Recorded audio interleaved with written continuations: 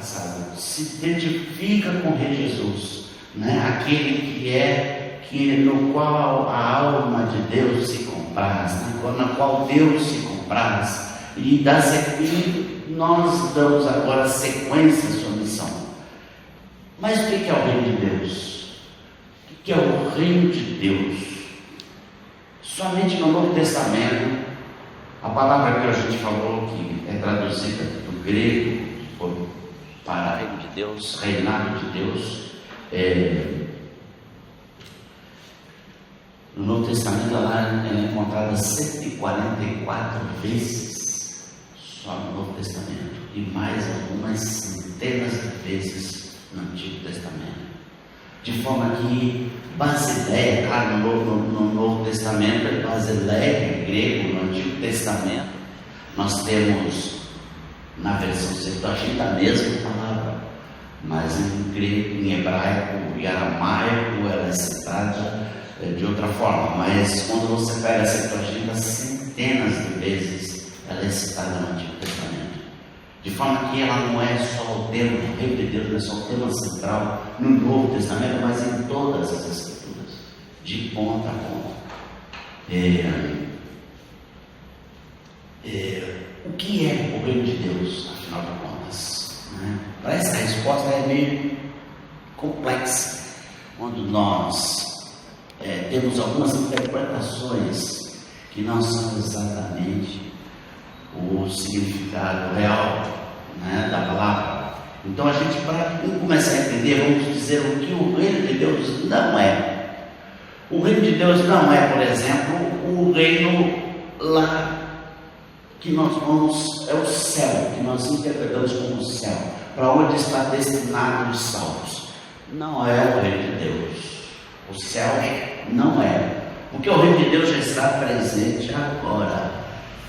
O reino de Deus já é presente nesse momento, já é presente no tempo de Jesus. Ele já está presente, o reino de Deus. Então, o local onde nós vamos passar a eternidade não é o reino dos céus, não é o reino de Deus. Lá é também o reino de Deus. Então, ele não é um lugar para onde nós estamos indo num futuro próximo, tá? É mais fácil a gente enxergar o reino de Deus como de um lugar de onde ele está vindo, e não para onde está indo. O reino dos céus tem origem dos céus, por isso o reino de Deus vem dos céus. Deus reina no universo de forma soberana, sempre reinou. Então o céu é o lugar de onde vem o reino de Deus. A sua vontade é perfeitamente realizada no céu, mas não é na terra. Por isso, venha a nós o vosso reino. Venha a nós o vosso reino. Agora já não é bateria, é mau contato aqui. Então,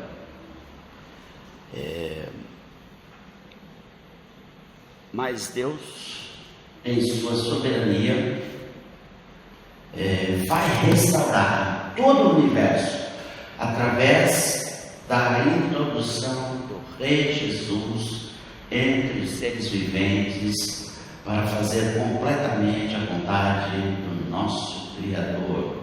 O reino de Deus também não é a igreja, não é a igreja, ele é infinitamente maior que a igreja. Então, a igreja faz parte, mas não é o reino de Deus. Acho que está embaixo da camiseta. Não, ontem, domingo passado estava assim também.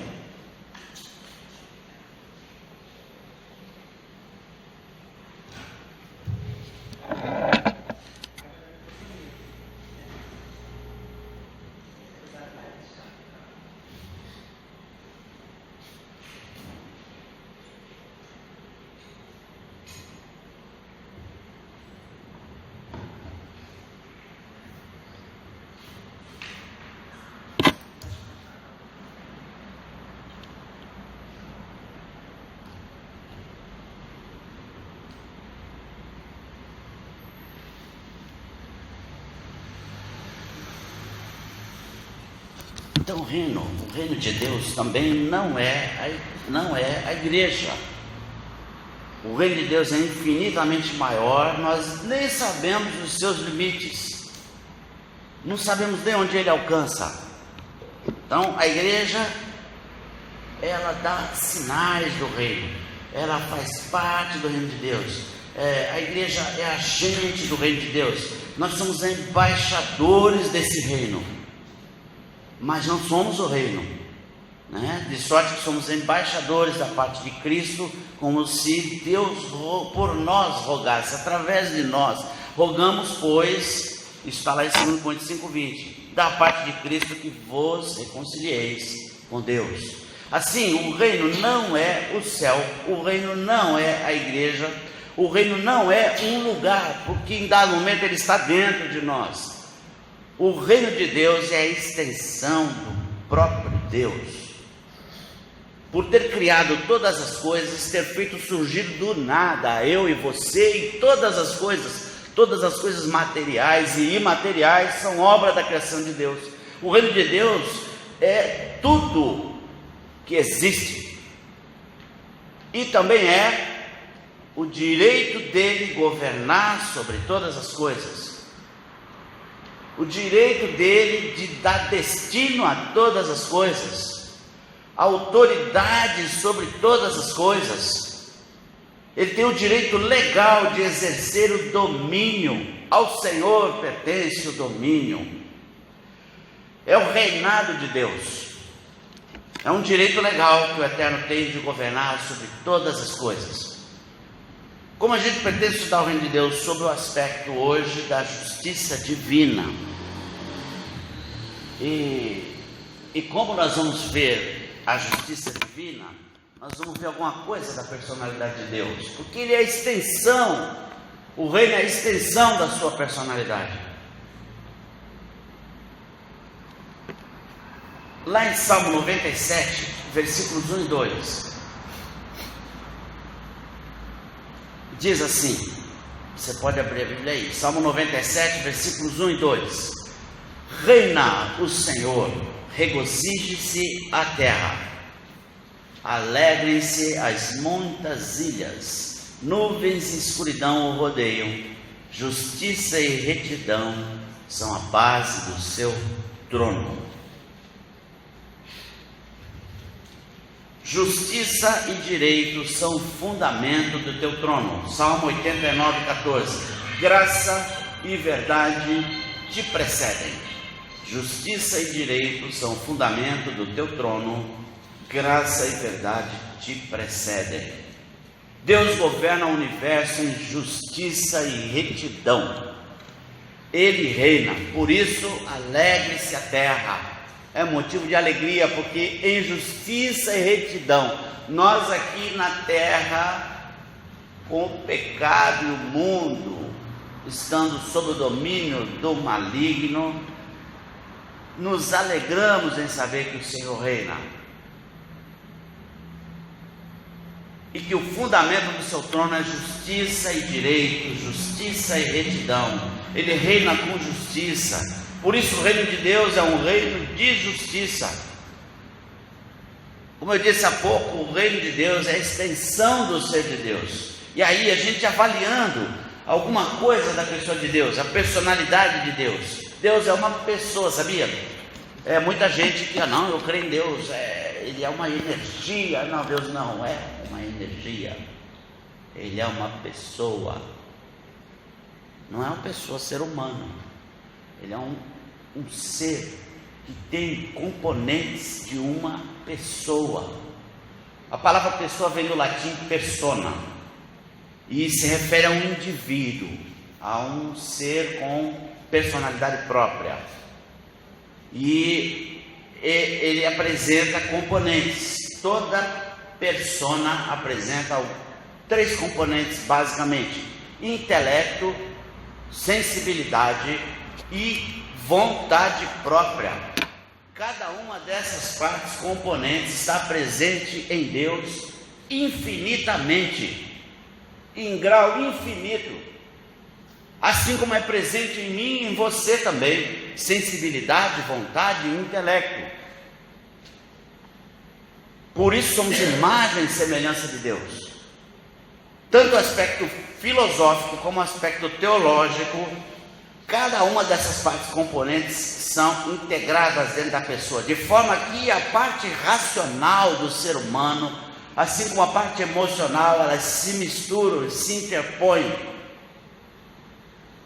A parte moral também, elas são misturadas, por isso é difícil discernir corpo de alma, de espírito. Por isso não é muito viável, não é possível. Imagina isso na persona de Deus. Ele é um ser e é um ser criador, tem vontade própria, tem intelecto, não é uma energia, não é uma força no universo. Muita gente, não, eu creio em Deus, é uma força positiva no universo, negativo. É um ser todo poderoso, inigualável, nada na criação se assemelha a ele. Ele é um ser pluripessoal. A gente está falando Elohim. Elohim, se você fosse traduzir, estaria falando, no princípio Deus criou os céus e a terra. A palavra utilizada é Elohim, que está falando deuses criaram os céus e a terra. E isso é confirmado na sequência: façamos do homem a nossa imagem e semelhança. O Deus triuno, uma revelação prévia, lá em Gênesis 1500 anos antes de Cristo, uma revelação prévia da Trindade, atuante na criação, cada um deles, os únicos seres totalmente eternos, nenhum outro ser, por isso nenhum outro é como ele. A Trindade divina, Jesus Pai, o Filho e o Espírito Santo. E a gente também, para entender um pouco esse reino de justiça, queria falar rapidamente alguma coisa sobre os atributos de Deus. Quando a gente fala no caráter de Deus, percebemos que a gente não dá pra, a gente só pode falar pelo que foi revelado, porque Deus se revelou. E essa revelação é amplamente confirmada na sua obra, na sua criação. Quando as pessoas vão identificar uma obra, né, essa obra é de Michelangelo. Essa obra, fugiu o nome, mas é de determinado autor, porque eles olham os traços. E quando a gente vê a obra de Deus e a gente vê o universo, só um Deus, um único Deus, em toda a história da humanidade, poderia ter feito esse universo, ter criado esse universo: Deus e a fé. A obra identifica o nosso Deus, e ele tem alguns aspectos, né, que a gente, com base na Escritura, identifica, né, com base na teologia, a gente identifica. Deus tem atributos, diversos atributos, e de forma a ser possível estudar os atributos de Deus, estudiosos, teólogos classificam como incomunicáveis e comunicáveis, atributos que não são comunicados a nenhum outro ser criado, e atributos que são comunicados, Deus concede a seres criados, como nós, por exemplo. Então, atributos incomunicáveis são aqueles que Deus não partilha conosco. Por exemplo, para a gente entender a eternidade, acabei de falar, nenhum ser, eu nasci um tempo atrás, bastante tempo já, para nós é bastante tempo, para Deus é nada. Você também, não sou eterno, eu nasci. Eternidade implica em não ter princípio de dias, só Deus é eterno, nenhum outro. Então é um atributo incomunicável, ele não comunicou porque eu fui criado em um determinado momento da história por Deus. Outros atributos incomunicáveis: independência. Yahvé significa aquele que existe por si só, ele não depende de absolutamente nada para existir. Ele é o autor da vida, toda vida que existe é a atuação. Você acredita em seres de outro planeta? Eu não sei se eu acredito ou não, eu sei que se existir, foi criado pelo nosso Deus, isso eu não tenho dúvida. Outro atributo que é dele, soberania. Soberania, por ele ter criado todas as coisas, é devida, é dele. Ele criou, ele sabe o mecanismo, ele sabe como eu funciono, como funcionam os anjos, como funciona tudo no universo. Outro atributo que ele não comunica, só estou dando o exemplo de alguns atributos que ele comunica. Ele comunica o quê? O amor, por exemplo, é um atributo de Deus, é a essência de Deus, e ele comunica, né? Ele comunica a justiça. Ele comunica a misericórdia. Nós podemos ter misericórdia, podemos fazer justiça, e podemos e devemos amar. Tudo isso é comunicado por Deus para nós, para as suas criaturas. Assim faz sentido a gente dizer que o amor de Deus e a sua justiça é comunicável. A eternidade e a soberania é incomunicável, pertence exclusivamente ao nosso Deus. A soberania de Deus,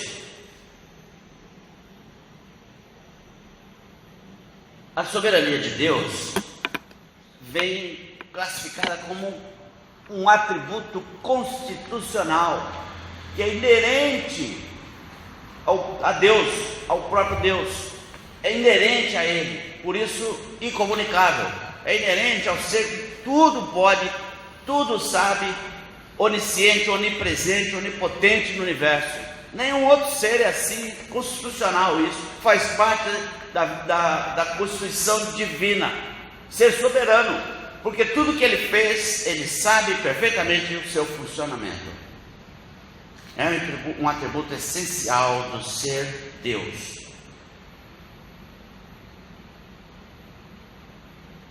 O fato de ser um atributo exclusivo de Deus, muitas vezes temos problema de compreensão precisa desse atributo, porque a gente não tem nada desse atributo. É difícil classificar soberania como um atributo de Deus, é até difícil. A gente fala assim, é uma palavra que não encaixa perfeitamente. Deus é soberano, eu sou. Talvez seja mais adequado de chamar uma prerrogativa divina. Não tem palavra para a gente falar isso. E eu queria citar um exemplo para a gente entender. A nossa Constituição Federal, e agora eu vou falar que eu estive fazendo recentemente um trabalho no PCC, né? E a nossa Constituição Federal, ela, no seu primeiro artigo, logo no primeiro da Constituição, ela trata de princípios fundamentais da República Federativa do Brasil. A Constituição é a lei da criação do Estado brasileiro, certo? E logo de cara ela trata dos princípios fundamentais da República Federativa do Brasil. No primeiro artigo, o primeiro inciso, soberania. O primeiro inciso, soberania. Claro que não é igual à soberania de Deus, é a soberania desse Estado brasileiro. O que isso quer dizer? Soberania é que o Estado brasileiro tem a capacidade, o poder de criar as suas próprias leis, sem a influência de nenhum outro Estado. Então nós temos um poder legislativo que cria leis e normas, decretos. Soberania tem a ver com você gerenciar a gestão, o governo do Estado. Por isso a soberania é inerente a Deus, no que trata ao universo. Mesma coisa, com muito mais poder. Deus tem a autoridade de criar as leis, e as suas leis e os seus decretos regem, dominam o universo. E tudo lhe obedece, exceto o ser humano aqui, alguns anjos caídos aí. Alguns não, milhares de anjos caídos. O resto tudo obedece ao comando do Deus transcendente.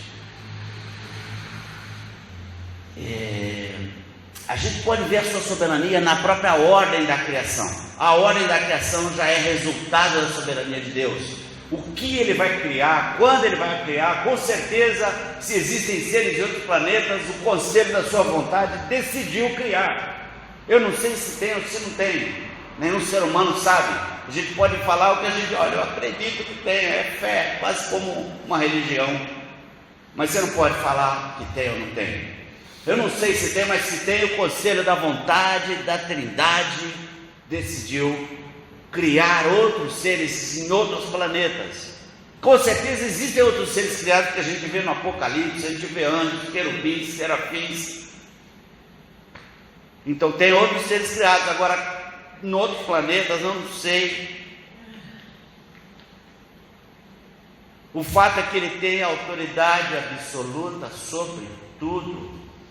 E ele pode governar sobre todas as coisas. Assim, os seus decretos, as suas leis e os seus juízos, os seus decretos, suas leis e seus juízos são insondáveis, porque a gente não tem noção. Por isso que Paulo diz, são insondáveis os seus juízos. Por causa de quê? Por causa da sua sabedoria infinita. Porque na sua criação Deus aplica uma sabedoria que nenhum outro ser tem. Por isso não é delegável a soberania de Deus. Por isso ele é o governador absoluto do universo. Por isso ele manda e desmanda no universo. Ele diz como é e como não é. Ele criou tudo, tudo é dele. Então, o Criador tem o domínio sobre tudo, e esse domínio é perfeito. E ele é livre para dispor da sua criação como quiser. Mas sabemos que a sua vontade é totalmente orientada pelos aspectos verdadeiros e benevolentes do seu ser. Nós sabemos disso. Por isso, alegrem-se, o Senhor reina. Regozijem-se, porque o Senhor reina. Então não importa se o diabo está aprontando lá para mim, se aquele chefe chato está enchendo lá no meu trabalho, não interessa, porque o Senhor reina. Então alegre-se, não tem motivo para tristeza. E agora eu vou ler alguns textos importantes, alguns textos que revelam essa verdade. Vou ler alguns textos, eu vou falar e vou lendo, porque senão a gente não consegue, né? Acaba rápido o tempo. Isaías 40, 13, 14 diz assim: quem guiou o Espírito do Senhor? Ou como seu conselheiro o ensinou? Quem que fez isso? Com quem tomou ele conselho para que lhe desse compreensão? Quem o instruiu na vereda do juízo e lhe ensinou sabedoria e lhe mostrou o caminho do entendimento? Romanos 11, 33, ó profundidade da riqueza, tanto da sabedoria como do conhecimento de Deus, quão insondáveis são os seus juízos e quão inescrutáveis os seus caminhos. Isaías 46, 10, o meu conselho permanecerá de pé, farei toda a minha vontade. Ninguém se levanta contra a sua vontade soberana. Pois são meus, Salmo 50, 10, todos os animais do bosque e as alimárias aos milhares sobre as montanhas. Alimárias são animais de carga, então burro, cavalo, o camelo, o dromedário, as lhamas que sobem, têm condição de subir, né? Os camelos no deserto. Tudo que Deus criou para assessorar o ser humano em regiões difíceis, as lhamas lá naquelas altitudes enormes lá no Peru, né? Então todos esses animais, eu que criei, eu sou o dono, eu criei, fui eu que criei. Deus diz, é tudo meu. O Senhor, lá em Samuel, 1 Samuel 2, de 6 a 8, o Senhor é o que tira a vida e a dá. E se ele quiser tirar a minha, com violência, ele tem o direito. Entende isso? Faz descer a sepultura e faz subir. O Senhor empobrece e enriquece. E se eu viver a minha vida toda muito pobre, louvado seja o nome dele. Ele abaixa e também exalta, levanta o pobre do pó desde o monturo e exalta o necessitado, leva ele à corte do rei. Você lembra de José?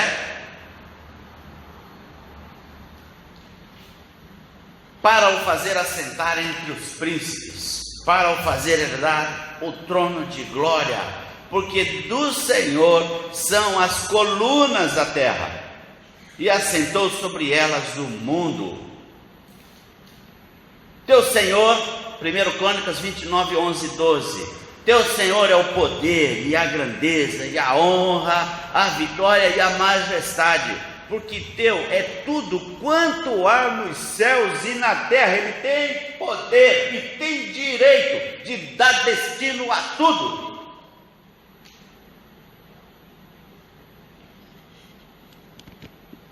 Tu te exaltaste por chefe sobre todos, riquezas e glória vêm de ti, e tu dominas sobre tudo. Na tua mão há força e poder, contigo está o engrandecer e a tudo dar força. O livro de Jó, você pega o livro de Jó e lê do 38 até o 41. No 41 ele termina, ele se esgota. Deus fala tanto para Jó, fala: vem cá, rapaz, quem é você? Onde você estava quando eu estava estabelecendo os fundamentos da terra? Onde você estava? Quem é você, Jó, que vai questionar a minha soberania? Onde estava tu quando eu lançava os fundamentos da terra? Jó 38:4.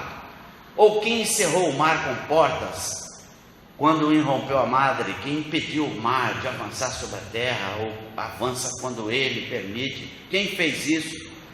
Acaso entraste nos mananciais do mar e percorreste o mais profundo abismo? Nem hoje o homem, com a sua ciência, chegou no mais profundo abismo do mar.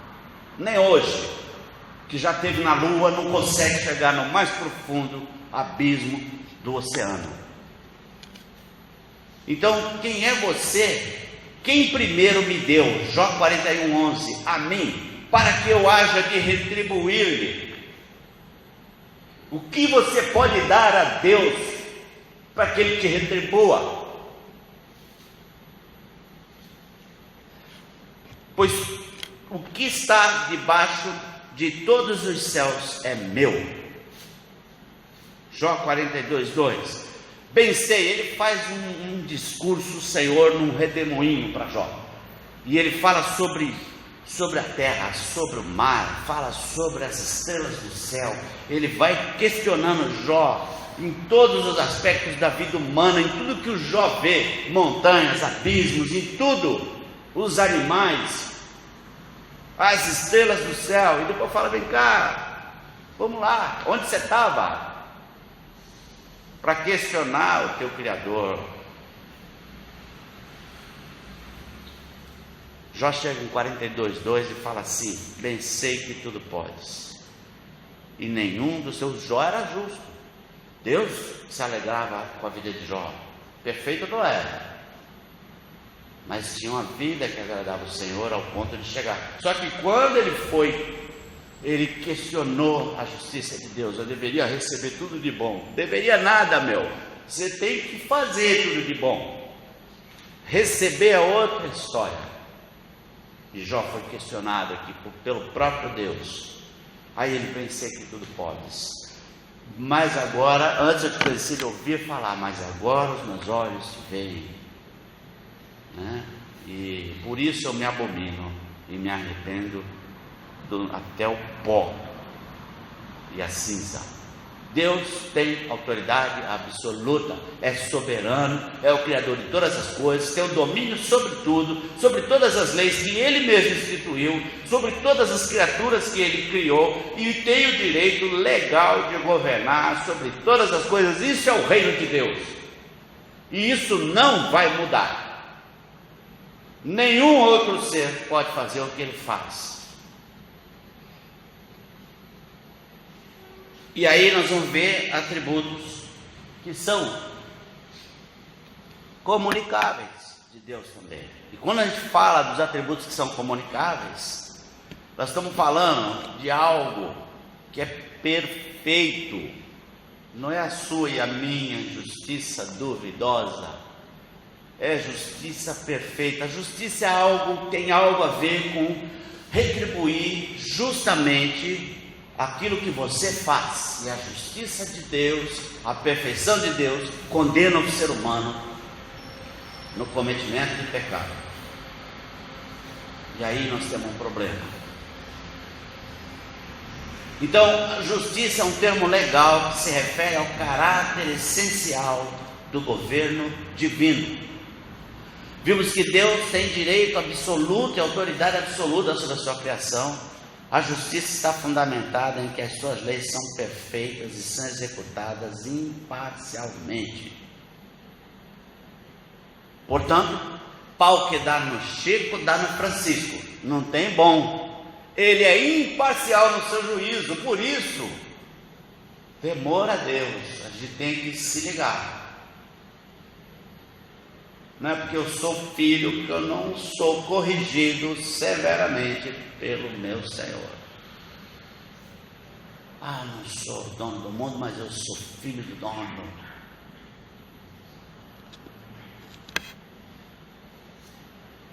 Então, na justiça divina não se tolera favoritismo. Embora o favor infinito de Deus nos alcança, nos é concedido através do sacrifício de Jesus Cristo, seu Filho.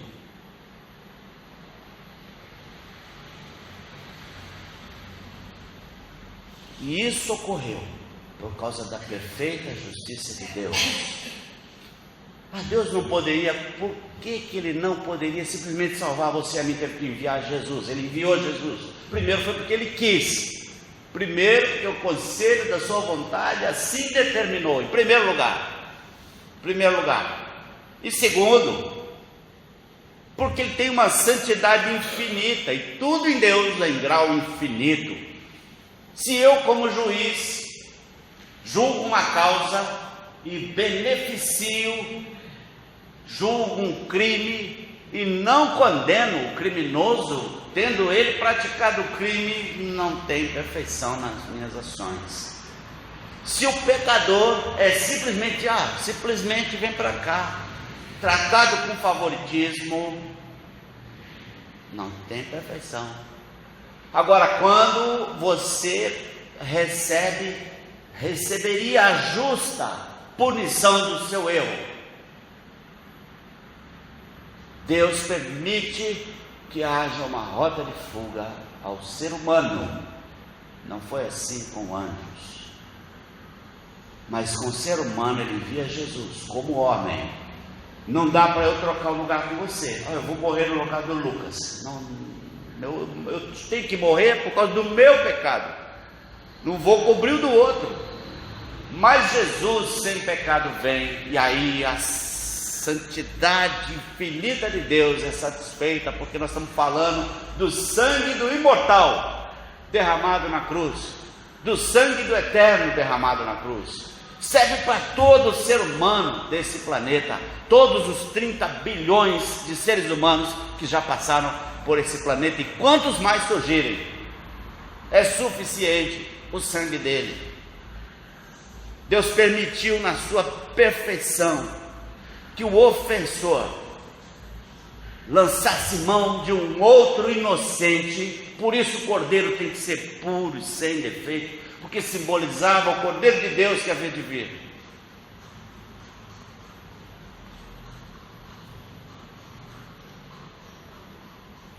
Então a justiça é um atributo de Deus, e é um atributo com o qual Ele governa o seu reino. É uma das características próprias dele, mas é transmissível. Nós também devemos copiá-lo em justiça, santidade. Também devemos ser de santo, porque eu sou santo. Temos que copiar, amar uns aos outros. Nós temos que copiar o amor de Deus sacrificial. Diversos atributos que Deus nos comunicou na nossa criação, nós podemos exercer. Mas o seu governo, o governo de Deus, é em justiça e retidão. Se não houver, por isso Jesus, João Batista, chega pregando o reino dos céus, porque é um reino fundamentado em justiça. E se eu não lançar mão da graça de Deus para a salvação de Jesus Cristo, jamais verei o reino de Deus. Por isso tão importante você se tornar filho de Deus, receber Jesus. João 1,12, todos quantos o receberam, deu-lhes o poder de serem feitos filhos de Deus, visto que a justiça de Deus se revela no Evangelho. Romanos 1,17, de fé em fé, como está escrito, o justo viverá por fé. O que esse texto está falando? Ele está dizendo que o Evangelho revela a justiça de Deus, justamente porque Ele não te salva, senão um ser santo, perfeito, que não cometeu pecado, não tivesse morrido, para você lançar mão do sacrifício substitutivo de Jesus. Em Romanos 5,17 diz assim: os que recebem a abundância da graça e o dom da justiça reinarão em vida por meio de um só, a saber, Jesus Cristo. O Evangelho proclama a realidade da justificação. Somos tornados justos em Jesus Cristo. Ele proclama que somos justos. Nós não fizemos nada para receber o dom da justiça de Deus. O dom foi dado. É dom da justiça divina. É graça. Os que recebem a abundância da graça e o dom da justiça reinarão em vida por meio de Jesus Cristo, o Senhor. Recebemos o dom de Deus. E não há obra que você faça, por isso justiça própria corre disso. Parecer bonzinho, um cara legal, um cara bacana, te leva para o inferno. Está cheio de boa vontade no inferno. Entende? Se eu não receber Jesus, esse sim, bom, não tem nada mais importante do que isso. Não há obra que te torne mais digno do que receber Jesus, mais justo do que receber Jesus, mais merecedor de entrar no reino dos céus do que receber Jesus, do que o sacrifício que Jesus fez na cruz. Não tem nada, nenhuma obra que você possa fazer. A gente precisa ter a consciência de que nós não temos como comprar a justiça de Deus. E não clame por justiça. Eu só quero que Deus, justiça, Deus. Ele vai te fulminar, porque se Ele aplicar a justiça dele sobre mim e sobre você, fulmina a mim e a você. Nem vê-lo eu posso, nem posso chegar na sua presença. Não tenho, nenhum ser humano tem. Então, quando nós fazemos qualquer boa obra, nós devemos fazer porque é coerente com o que nós cremos, é coerente com o que Deus fez na nossa vida, é coerente com a nossa vida de quem recebeu Jesus como Senhor, de quem é a habitação do Espírito de Deus, é coerente. Então, qualquer obra, quando nós fazemos obra boa, é a glória dele, por causa do Espírito dele que habita em mim, por causa do sangue de Jesus que rolou na cruz. Isso foi possível, o Espírito de Deus habitar em mim. Então nós fazemos para a glória de Deus. Também não é para aparentar para os outros que você é bonzinho, você não é bonzinho, e eu também não sou bonzinho. Por isso, foge da aparência de vida. A gente tem que fazer porque é o bem que nós estamos fazendo, e porque o céu vai se alegrar, porque Deus se alegra, Ele se compraz de boas obras, de nós fazendo aquilo que nós deveríamos estar fazendo. Romanos 5,1 diz assim: justificados, pois, mediante a fé, temos paz com Deus por meio de nosso Senhor Jesus Cristo. 2 Coríntios 5,21 diz assim: aquele que não conheceu o pecado, Ele o fez pecado por nós, para que nele fôssemos feitos justiça de Deus. Fomos declarados justos, fomos justificados por Deus. Filipenses 3,9: e ser achado nele, não tendo justiça própria, que procede de lei, senão a que é mediante a fé em Cristo. A justiça que procede de Deus, baseada na fé, e ser achado nele, estando em Cristo, quem permanece nele, não tem justiça própria, eu me escondo nele, porque eu não tenho justiça. Entende isso? Você também não. Seja bem-vindo. Também não. A justiça procede de Deus, essa é perfeita. Essa me permite entrar amplamente no reino de Deus.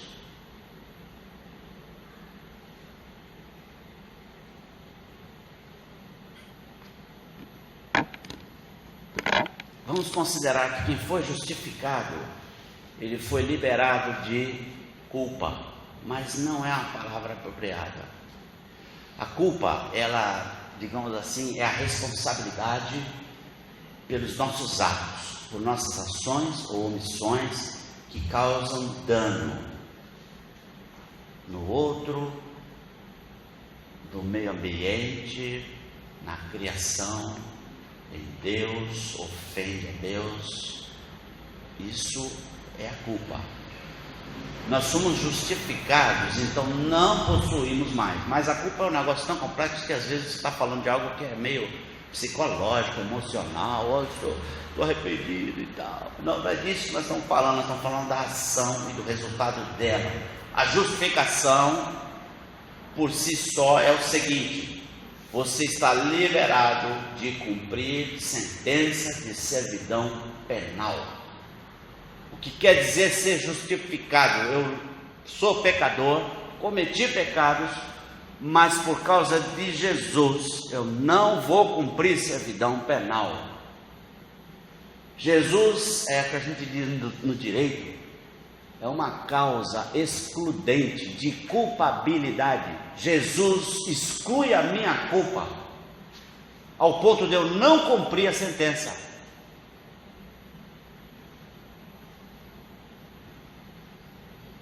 Por isso, anunciar o reino de Deus, né? Tanto João quanto Jesus começou: arrependei-vos e crede no Evangelho, porque o reino de Deus está próximo. Arrependimento é a metanoia, lembra? Já falei sobre isso aqui, a palavra grega metanoia, ou seja, há uma mudança de mente em relação ao pecado. Mas é mais do que isso. Na realidade, arrepender-se é mais do que uma mudança de mente. Arrepender envolve uma expansão da mente, uma expansão, um entendimento se abre. É interessante como quando você conhece Jesus, você enxerga coisa que você não enxergava antes. Paulo, quando se converte, você quer ver uma coisa? Paulo estava perseguindo ferrenhamente a igreja de Deus, até que Jesus aparece em forte luz e ele cega. E ele fica cego uns 3 dias, fica cego alguns dias, até que Ananias vai orar por ele e cai como se fosse escama dos olhos, ele passa a enxergar novamente. Cega o entendimento, o pecado, entende isso? O pecado cega o ser humano que está tomado pelo pecado, ele fica cego. E a metanoia, essa mudança de mente, quando você enxerga quem você é. Na realidade, nós não estamos falando de pecados pessoais cometidos.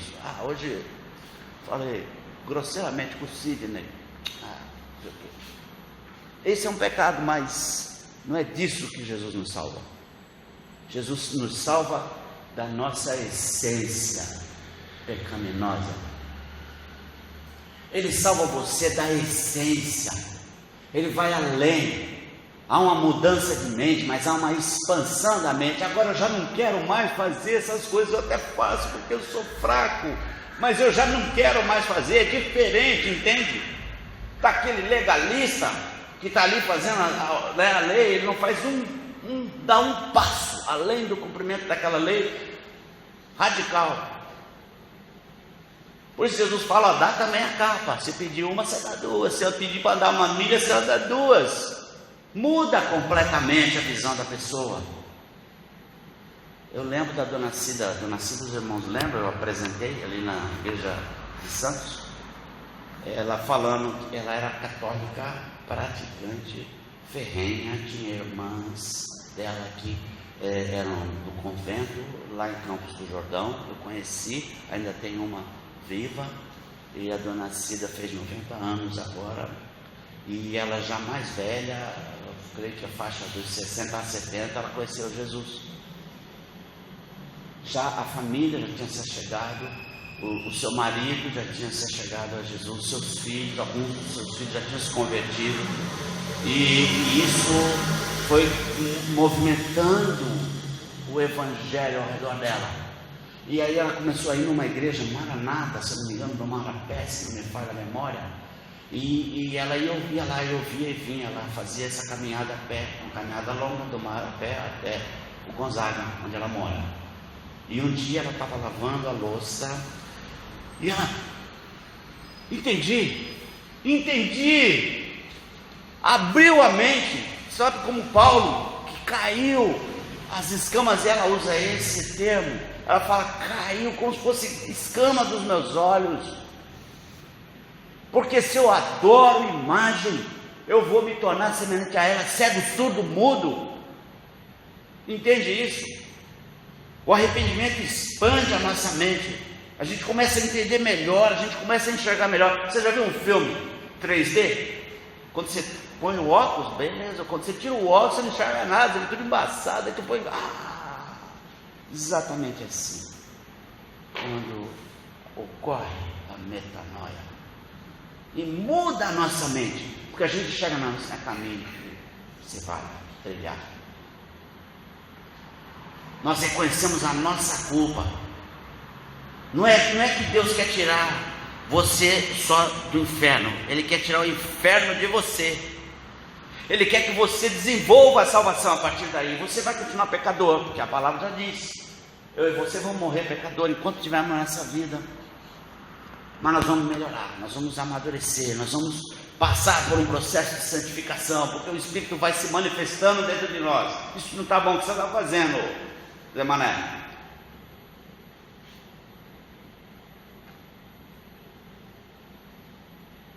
A lógica da fé cristã é que nós somos pecadores, por isso pecamos.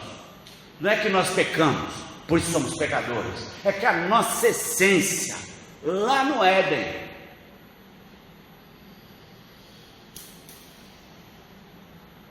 arrependimento é diferente de remorso, né? O remorso a gente, imagina, eu pisei na bola, você me perdoa. Esse perdão não é o perdão da fé cristã, porque eu só pisei na bola, foi uma fraqueza de momentânea, foi um momento, justiça própria, revela a justiça própria. Não, eu pisei na bola porque sou pisão mesmo, Pai me perdoa. É diferente, reconhecimento da sua situação como um pecador, como alguém que está morto no delito e no pecado, alguém que não tem, exceto se o Senhor mandar ressuscitar, viver, não tem caminho para você. Arrependimento cristão, ele não arruma desculpas, pede perdão, pequei, tem a ver com a minha essência, com a minha inclinação para o mal. Eu fiz porque sou um traste mesmo, eu sou um pecador. E eu estou arrependido do que eu sou, mas isso ainda me inclina. A gente tem que ser um pouco mais, sabe, real. Nosso cristianismo tem que ser um pouco mais real. Paulo, num dado momento, ele fala que ele é o menor dos santos. No outro momento, ele fala, eu sou o menor de todos os apóstolos. E no outro ele fala, eu sou o maior dos pecadores, eu sou o principal, eu sou o pior dos pecadores. Aquilo que eu quero fazer eu não faço. Vamos seguir exemplo bom na nossa vida, né? Vamos seguir exemplo bom. Apóstolo Paulo, sede meus imitadores, como eu também sou de Cristo. A justiça de Deus. E agora, o reino de Deus, a justiça de Deus é que governa o universo. É o fundamento do seu trono. fundamentado na justiça. O trono está fundamentado na justiça e na retidão, e o seu governo é justo. Esse reino foi estendido a nós ouvimos isso, entendemos isso na semana passada. E Jesus diz o seguinte: a minha casa será chamada casa de oração para todos os povos. Em Jesus, Deus não ocupa mais, não ocupou nunca mais o templo. O templo é página virada da história, sombra do que havia de vir. Ele não habita em templos feitos por mãos humanas. Ele habita em mim e em você. Ele, obra das suas mãos. A minha casa será chamada, sabe por quê? Que você, sendo casa de Deus, é chamado casa de oração, porque agora você tem acesso direto ao trono de graça, para todos os povos, porque você vai numa função sacerdotal intermediar o contato daquele que não conhece Jesus, que não conhece o Senhor e que não se submete ao reino de Deus, para que ele venha a se submeter ao reino de Deus. Somos a habitação de Deus. E isso é o que? Igreja. Estamos falando de igreja. E a gente começou dizendo que igreja não é o reino de Deus. Não é, porque ele é mais extenso, mais amplo, além de nós. Nós também somos, mas não podemos dizer que é. A igreja é a habitação de Deus. A igreja é a representação de Deus. Nós lemos, somos embaixadores, como se Deus exortasse por nosso intermédio. Nós também proclamamos que o reino de Deus é chegado. Se arrepende, porque Deus reina com justiça. Assim, eu queria que você pense nesse chamado. Passa a pensar nesse chamado de Deus, em que você se torna igreja. Você se torna um representante do reino, um embaixador do reino na terra. A igreja é chamada para manifestar o reino de Deus. Manifestação do reino de Deus. Por isso, Mateus 6,33, buscai em primeiríssimo lugar o reino de Deus e o que? E a sua justiça. Justiça de quem? Do reino. Não é a sua justiça, não é a sua, é a do reino, a de Deus.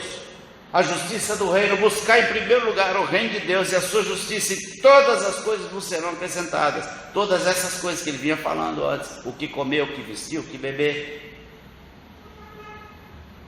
E mais uma vez, veja que interessante, eu vou ler o texto que nós lemos no começo. Reina o Senhor, regozije-se a terra, regozije-se.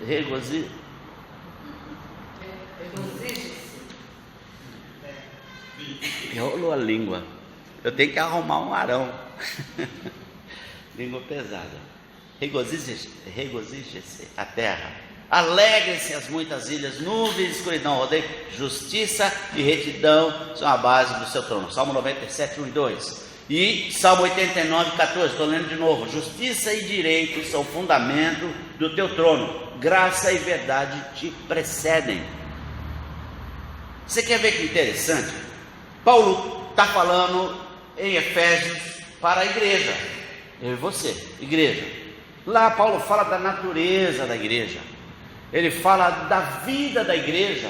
Ele trata de como a igreja deve proceder no livro de Efésios. A gente leu, a gente até estudou, até pregamos sobre o livro de Efésios, aí há um tempinho atrás.